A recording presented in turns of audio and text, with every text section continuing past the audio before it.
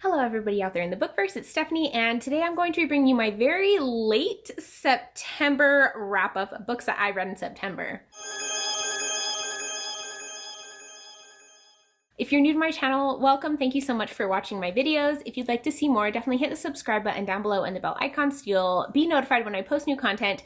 Let's get into the books because September was awesome for me. I was really excited because this is the first time that I have ever successfully completed a readathon. I participated in Becca's Bookoplathon in September, and I actually finished all the books for all my prompts, and I was very proud of myself. I had 7 prompts for that, and I was able to read all of those books plus a couple more. So it was a great month for me. Let's jump into these books. I'm going to kind of be talking about them in order of genre-ish. So we are going to start out with Fahrenheit 451 by Ray Bradbury. This was the Top Shelf Society book club pick for September, and this book is a classic. It's about this world, futuristic kind of utopian, dystopian world where books are burned and firefighters' jobs are to go find books and burn them. It was definitely a very interesting read. I thought it was a great take on how our world could very easily shift into this virtual thing where people's interactions with other people aren't encouraged, aren't important. It's just anything virtual, anything online, just not really having time for us to think for ourselves either, that we are just constantly going. They want us to be always stimulated, have things going on, so we can't just sit and think and just ponder, I guess, or take the time to read a book, because books encourage dissenting thoughts, and that is seen as bad. Our main character is a firefighter, and he kind of has some conflicting feelings about this going on throughout the book. And it's a really interesting read. It's one that I would definitely recommend to people just because of the thoughts that it provokes and the way it makes you kind of see the world and see possibilities of where the world could go if we continue on certain different paths. It's a fairly short read as well. It was really quick for me to get through, which is nice because I feel like a lot of times you have these honking classics and you're like, that's a little bit intimidating, but this one is great. I would recommend it. It definitely makes you think. It makes you think about yourself and the way you interact with other people as well. So yes, I really enjoyed Fahrenheit 451. The next book that I'm going to talk about is the only sci-fi on this list, and it's actually a sci-fi graphic novel, and that is Descender Volume 3. The premise of these graphic novels is these giant robots have come and destroyed planets. They've killed a bunch of people, and different races are trying to survive. Some hate robots and are out to kill all of them, and some robots are kind of fighting back and banding together. And there's this one little AI who is adorable, and his programming is very close to what these giant robots that destroyed worlds programming is. And so people are out to find him and kind of use him to beat these robots.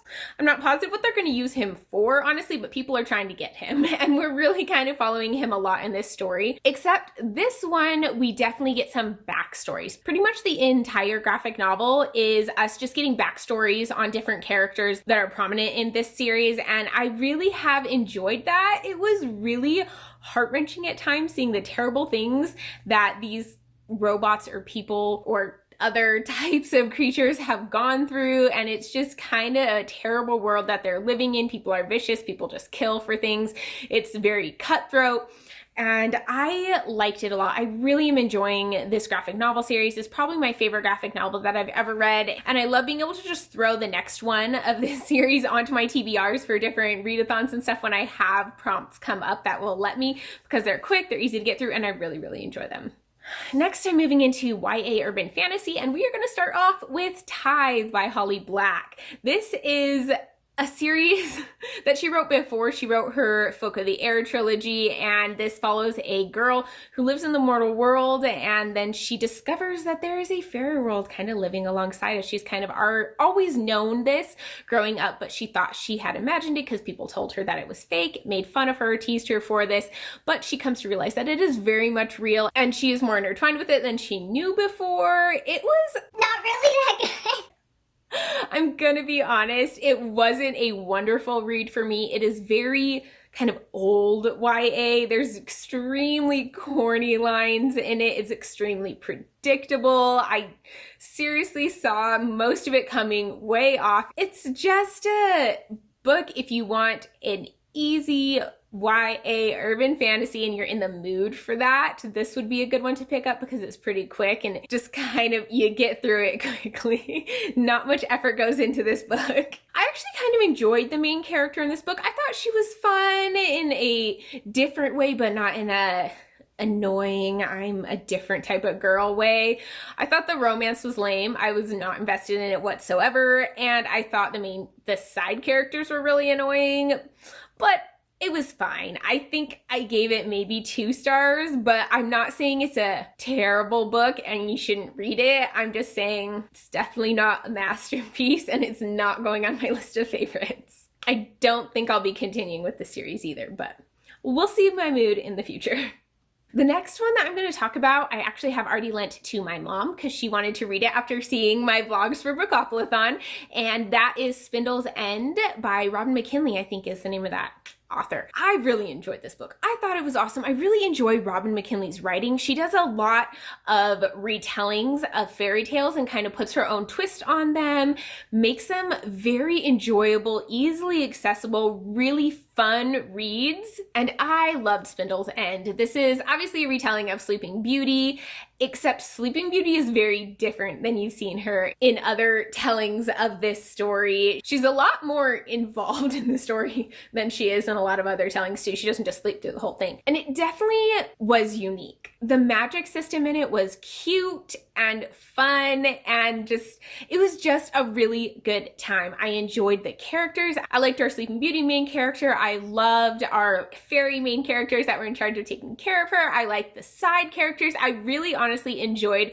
pretty much everything in this book. It was extremely well executed and it was just fun. If you want a nice, fun, happy retelling that you can just get invested in really quickly and love the characters and just enjoy yourself the entire time that you're reading it, I would highly recommend Spindles End by Robin McKinley. It was so cute.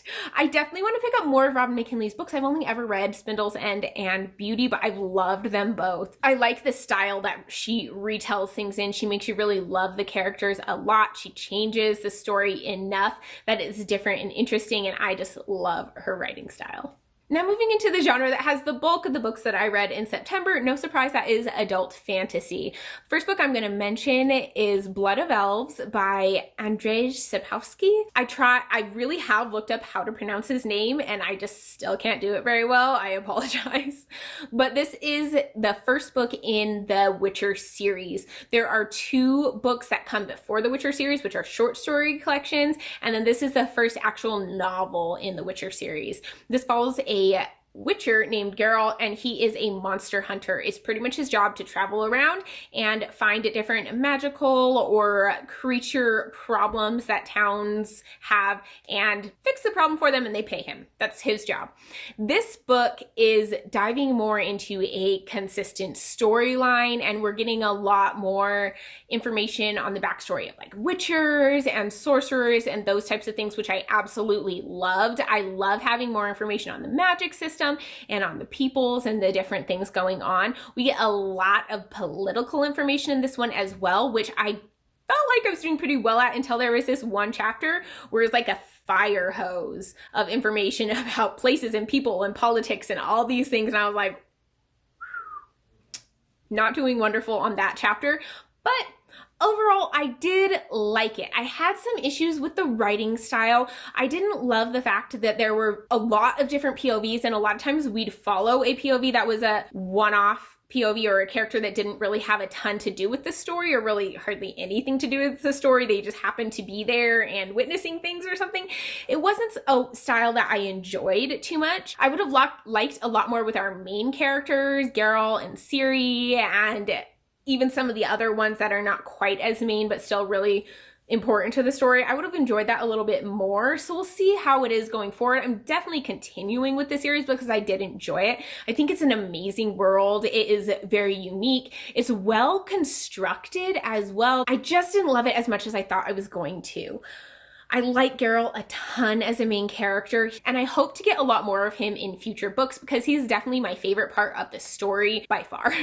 But yeah, I gave this book 3 stars. It's something that I liked. It's not a new favorite, and I just am going to continue with it because this is such a popular series, and I want to know what happens. I'm very interested in it. I just am not quite as invested as I thought I was going to be. The next book on my list is an adult urban fantasy, and that is Of Blood and Bone by Nora Roberts. This is the second book in her series. I think it's Chronicles of the One. This series is kind of a post-apocalyptic fantasy story. It follows the world after this virus has taken over and killed, I don't remember how many, like half the population, 3/4 of the population, something like that.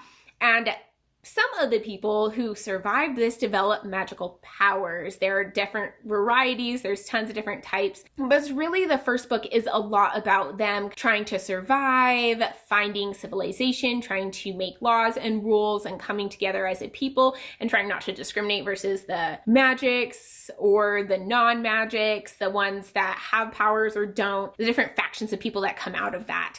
I really enjoyed it. I feel like I liked the first book better.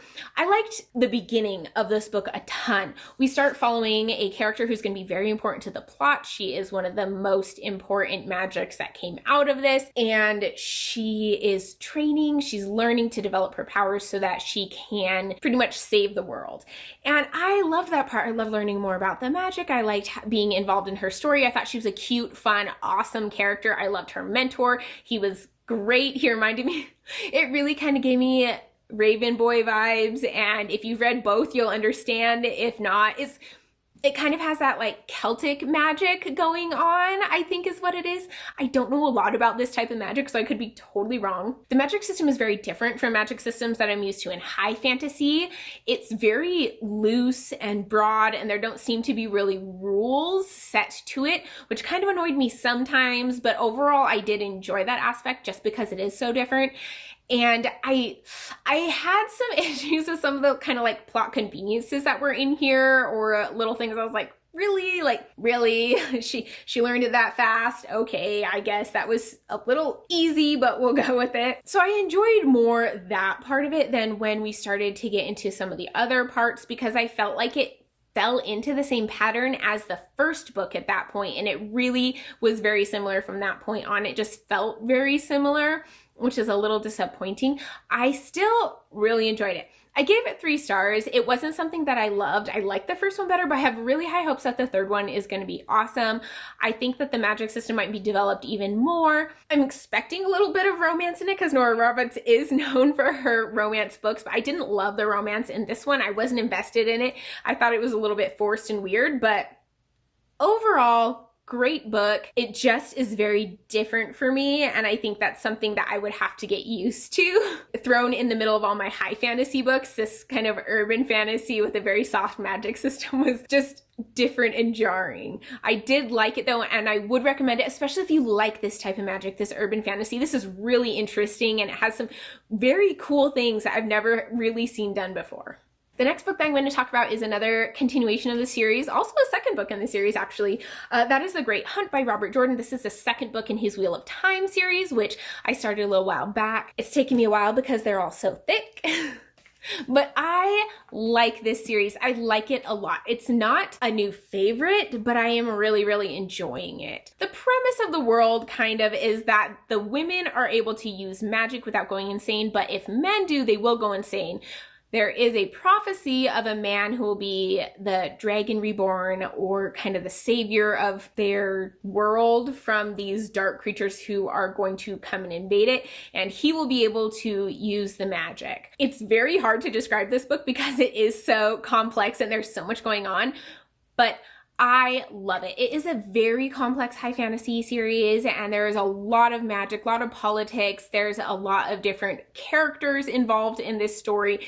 The first one definitely has a Lord of the Rings vibe, where you have a group of people all going on a journey, running from these creatures who are hunting them and trying to take what they have. That aspect was actually kind of fun for me. I really enjoyed that kind of nod to Lord of the Rings. And so far, I'm really enjoying the series. I think the writing style is something that I enjoy. enjoy. I know a lot of people say that it's slow and the world building is slow and they just can't get into it. But personally, I absolutely love it. I think that the detail put into the world building is great, and that's something that I like. I like having more details, and I don't mind a little bit of a slower start if it means that we get more information on this world. I like the character development as well. You see these characters change a lot, especially from the beginning of the first book to the end of the second book. They're very different, but you can see their personality still there, still coming through. Like, they're the same person. It's just their view of the world has changed so drastically, which is really, really fun. I really enjoyed this book a lot. I gave it 4 out of 5 stars. I'm definitely continuing with the series. It just might take a little bit because I have a lot of books on my TBR right now.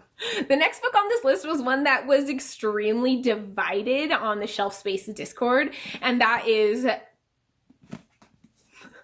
Great Hate of Dragons by Evan Winter. This was a Shelf Space book club pick for September, and it was so polarizing. I feel like some people absolutely loved it, some people hated it, and there weren't that many people in the middle. I actually was a middler on this book. I didn't really fall too heavily in either direction, but I would say that I enjoyed it. I think it's kind of odd though that some of the people who didn't like it only gave it about like half a star lower than I did. I ended up giving it 3 out of 5 stars. This book was really easy to get into. I had no problem just jumping in. I wanted to keep reading. It was fun. It was fast-paced, things were happening. I was pretty much invested in the story, and so that was really the biggest plus, I think, for this book, is that I had fun with it. I jumped into it easily, and I didn't struggle getting invested in this world or this story. So this book is basically about a boy named Tao, who is kind of a low-born person and not really expected or able to do much in their society, who is out for revenge. And he is training extremely hard to be the best fighter so that he can kill the people who killed his father. And that is really the gist of this story. These people have taken over an island and they can call down dragons. They have different magical powers, and some men can turn into these like Hulks and fight like crazy, and women can use this magic to call down dragons or send people into this magical world. It's very interesting, and the magic system's kind of fun. I liked it a lot, but we really mainly follow Tao, who isn't a magic user, so that isn't quite as important to his story. It's not something we're really learning a ton about from Tao. One thing I did like in this story that I don't see a lot in revenge stories is the fact that we got to know the character first, who is the reason for this revenge. I feel like a lot of times that the character dies at the beginning or is kidnapped at the beginning or something, and we really don't care about them, and then we're supposed to be invested in this revenge story. So that was something that I liked. You got to know this character for maybe like 100 pages or so. I don't remember, but I liked him a lot. I really thought he was a great character and he was a good person. And then I was more invested in the revenge story. Even though I didn't quite get the revenge as much, I thought the actual death part of the father wasn't quite as well done to incite the revenge, but I was invested in the character, so I don't know. I thought that the writing style was extremely accessible. It was easy to get into, easy to read. I didn't think it was super confusing. So I would definitely say that even if you're not really into high fantasy, this is probably a nice one for you to try to read because it is so accessible and easy to read. I liked the training sequences. I really enjoy those. I thought they were fun, and it was something that I liked a lot. There were several plot conveniences that I just wasn't that big a fan of, unfortunately. And there was one thing that happened that really, I think it lost it an entire star because it made me so annoyed. So, like, spoiler warning for this book right here. So if you don't want to be spoiled, I'll put the time that you can skip to here. His love interest, Zuri, I feel like she was just there to teach him about the magic system and to be something for him to kind of lust after. I didn't feel like he was really that involved in the relationship. He was very selfish and self-centered and really just focused on himself. So that didn't lend me to be invested in their relationship at all. And from the beginning, when he was at his friend's house and the queen was coming and you saw her champion and you figured out that the champion was kind of like her bodyguard that was also her lover, I knew that Zuri was going to die so that Tao could go and be this champion for the queen. And she was just kind of a plot convenience stuck in there and meant to die all along so that he could go and hook up with the queen instead. And I just wasn't a fan of that. I didn't like that she was that. She was really just for a convenience for him to learn the magic system and then to kill her, get her out of the way so that he could go be with the queen without looking like a jerk for ditching his girl who was so loyal to him. I really hated that, and that pretty much dropped it a whole star for me because I thought that that was just horrible use of that character because she was one of my favorites. I think she was one of the actually best people in this book. Now, Tao is not a great main character. He's fairly selfish. He's fairly annoying. He makes really stupid decisions. But I didn't mind him, honestly. I thought he was fine. I felt like he was probably typical for that boy that he was. He was fairly immature, and you could tell. So it was okay for me. 3 stars. I liked it, and I'd say if you're new to high fantasy, this is probably a good one to read because it's not super hard and it is a lot of fun. It's a very interesting book.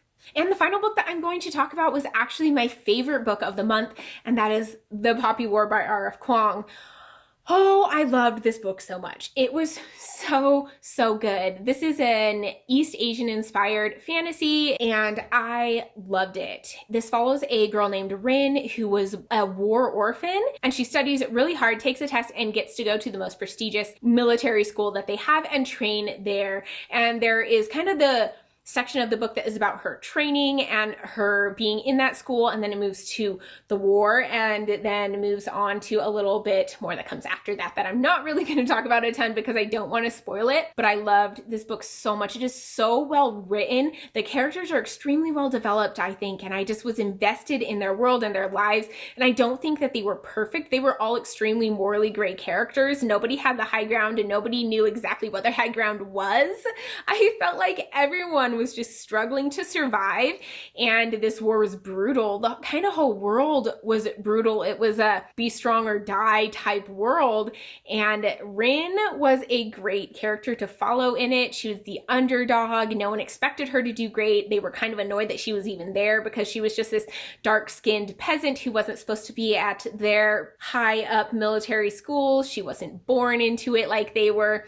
But I loved the school part of it a lot, and I thought the war part of it was so well done too. It made it seem so devastating, and you saw the horrible things, and it wasn't glorifying the war. It really just was brutal. I loved it. I think R.F. Kuang is an amazing author. I can't wait to continue with this series. I want to know what happens. This is a new favorite. I definitely gave it 5 out of 5 stars, and I would highly recommend this book, but definitely look into the trigger warnings for sure. There is some stuff in here that could for sure trigger people. If you don't like brutality and killing and things like that, maybe be cautious going into this book.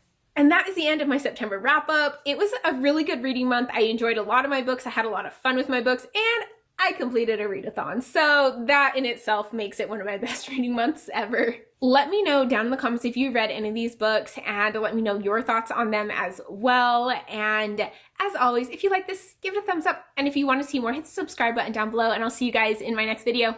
Bye.